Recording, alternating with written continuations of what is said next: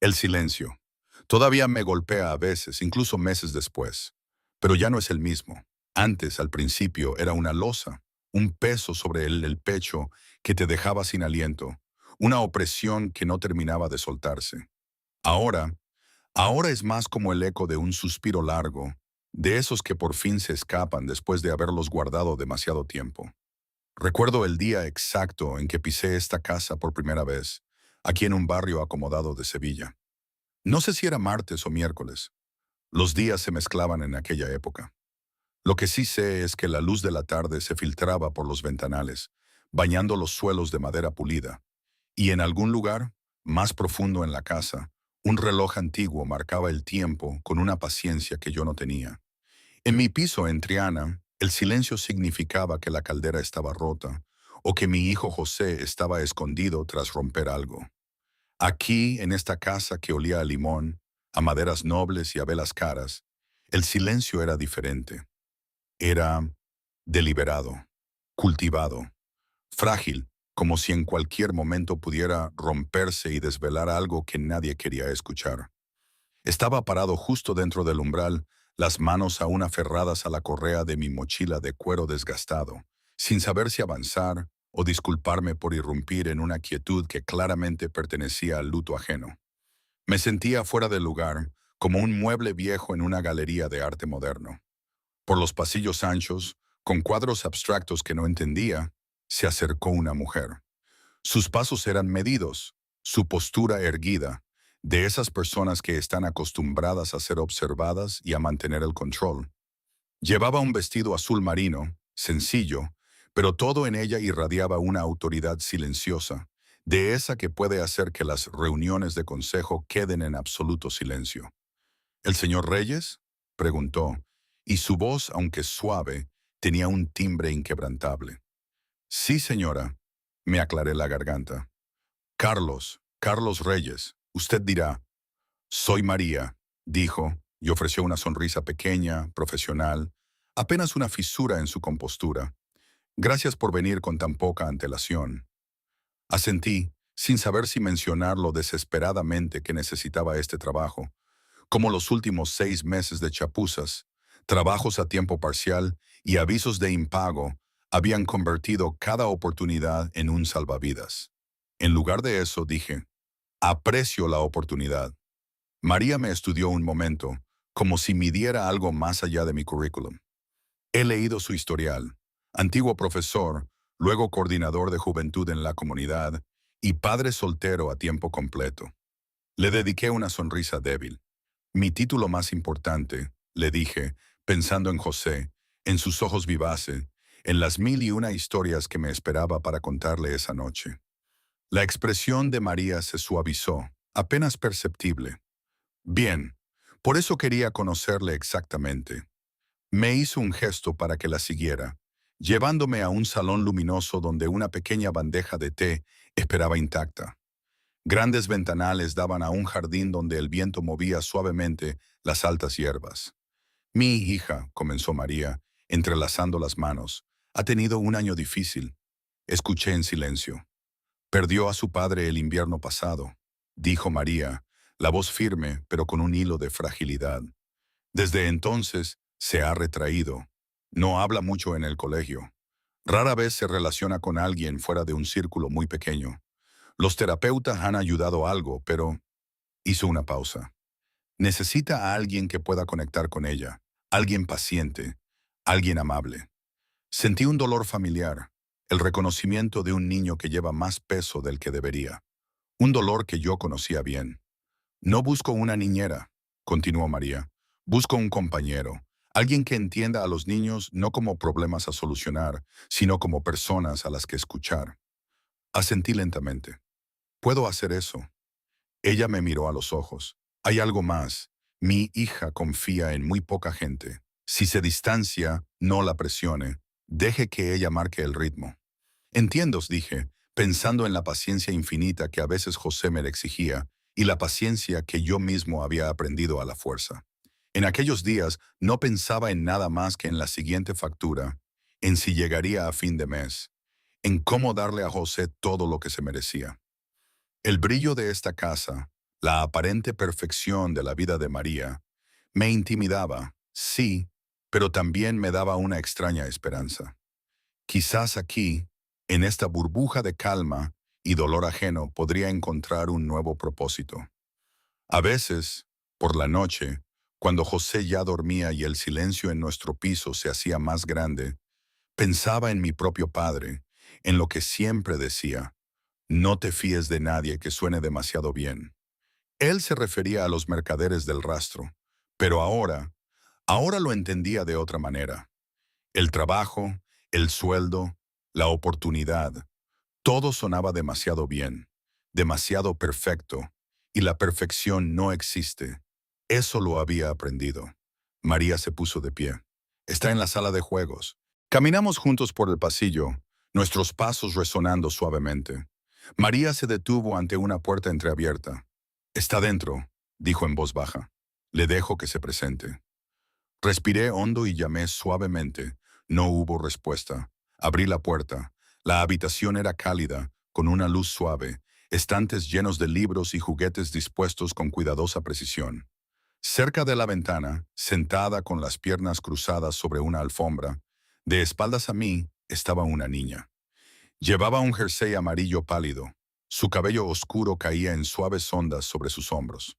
En su regazo, un conejito de peluche, muy querido, con las orejas ligeramente deshilachadas. Entré lentamente. «Hola», dije suavemente. «Soy Carlos». Ella no se giró. Esperé, recordando años en aulas donde el silencio a menudo hablaba más alto que las palabras. Después de un momento, añadí: «Es un conejito muy bonito». Sus dedos se apretaron alrededor del juguete, pero ella seguía sin mirar. Me senté a unos metros de distancia, dejando espacio entre nosotros. «Mi hijo tiene una tortuga de peluche. Se niega a dormir sin ella», dije de forma conversacional, aunque dice que ya es demasiado mayor para eso. Una pequeña pausa. Dice que la tortuga escucha mejor que la mayoría de la gente. La niña se movió ligeramente. «Supongo que los peluches son buenos para eso», dije suavemente. «Escuchar». Los minutos pasaron en silencio. No la apresuré. Finalmente, se giró lo suficiente para que pudiera ver su rostro. Ojos delicados y vigilantes me estudiaban con cuidado. «Soy Ana», dijo, con la voz apenas un susurro. «Encantado de conocerte, Ana». Ella asintió una vez y volvió a mirar al conejito. Sentí un pequeño alivio. Primer paso. En los días siguientes aprendí sus ritmos. Cómo prefería dibujar a hablar, cómo le gustaba sentarse junto a la ventana a observar los pájaros, cómo respondía a las preguntas con encogimientos de hombros, pero escuchaba atentamente las historias. Le conté sobre mi hijo José, sobre nuestros desastres de tortitas de fin de semana, sobre la vez que José intentó construir una casa en el árbol que se inclinaba como si estuviera cansada. A veces, los labios de Ana se contraían en el más tenue atisbo de una sonrisa. María observaba tranquilamente desde la distancia, la gratitud brillando detrás de su compostura. Una tarde, llegué temprano y encontré la casa inusualmente silenciosa.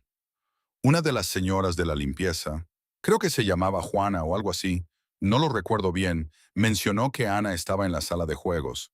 Mientras me acercaba, oí un suave murmullo. Una voz de niña, dulce y sincera. Me detuve justo fuera de la puerta, sin intención de escuchar. Pero algo en su tono me detuvo en seco. «Sé que mami lo intenta», susurró Ana. Me quedé inmóvil.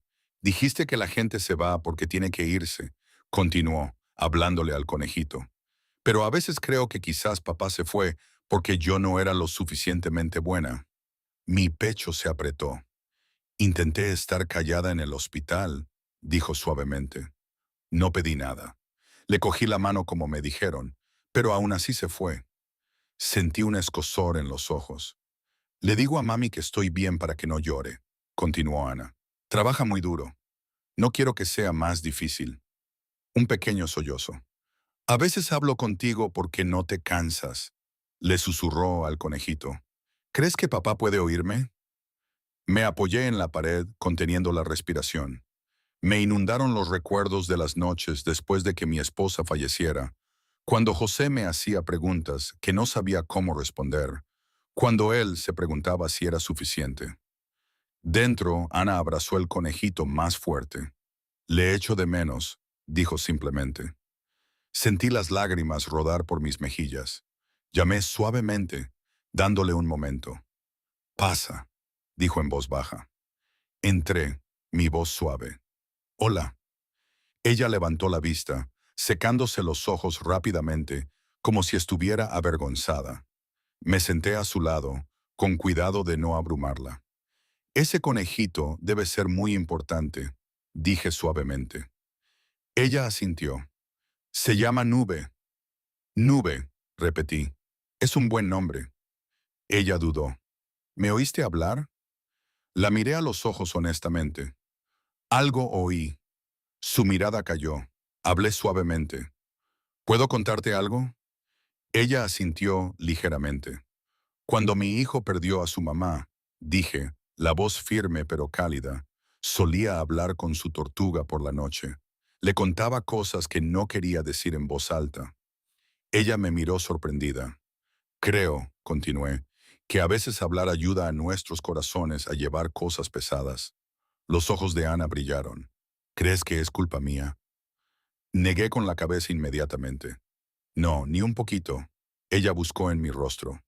Cuando la gente se enferma, dije suavemente, no es por nada que los niños hagan o dejen de hacer. Tu papá te quería mucho. Estoy seguro de eso. Su labio inferior tembló. Solo quería que se quedara. Mi voz era suave. Claro que sí. Se inclinó ligeramente más cerca, agarrando a Nube. No dije más. Solo me senté con ella, dejando que el silencio nos abrazara a ambos. Y yo me preguntaba, ¿qué se le dice a un corazón tan pequeño que carga tanto? ¿Qué habríais hecho vosotros?